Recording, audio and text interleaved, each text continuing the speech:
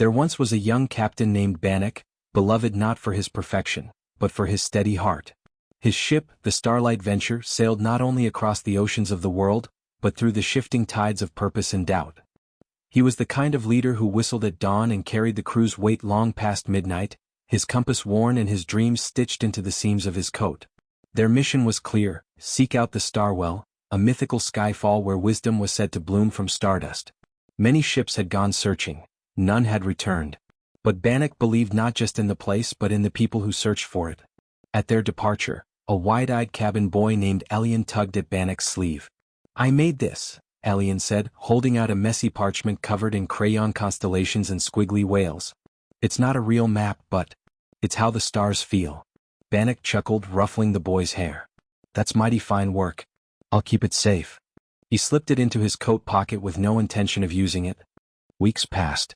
The crew grew weary. They crossed known waters and entered a realm where compasses spun and stars forgot their names. Bannock, determined to lead by instinct alone, refused input from the crew. "Too many hands on the helm makes for a stormy sea," he'd say with a grin that didn't quite reach his eyes. But soon a fog settled, thick and endless. It turned the sea to glass and the horizon to whispers. For days, then weeks, they drifted, directionless. Morale plummeted. Bannock hid his growing fear behind half-smiles and hopeful songs. But deep within he was unraveling. One night, with the crew silent and the stars invisible, Bannock collapsed into his quarters. He pulled off his coat and something slipped from its pocket, the crayon constellation map, smudged but whole. For the first time he really looked at it. The stars were familiar. Not in how they were charted but how they felt. Where his maps relied on certainty, this one breathed with possibility.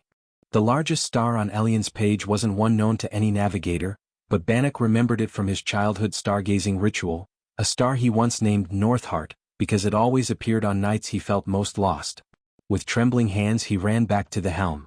"Elian," he called. "Tell me about your star." The boy beamed. "That one? That's the one that watches over people who don't know where they're going but go anyway." Bannock turned the wheel. They followed the map not with precision but with trust. The crew, hesitant at first, began to notice the stars aligning in strange new patterns. The fog lifted. The sea shimmered silver beneath a sky more alive than they'd ever seen. And then one morning they found it. The Starwell wasn't a place. It was the space where trust met surrender.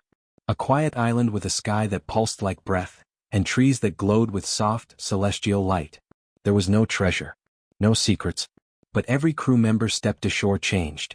Elian's map was etched into the stars that night, like they'd always been waiting for someone to believe in them. Bannock never again sailed without listening. He kept Elian close and let others draw stars of their own.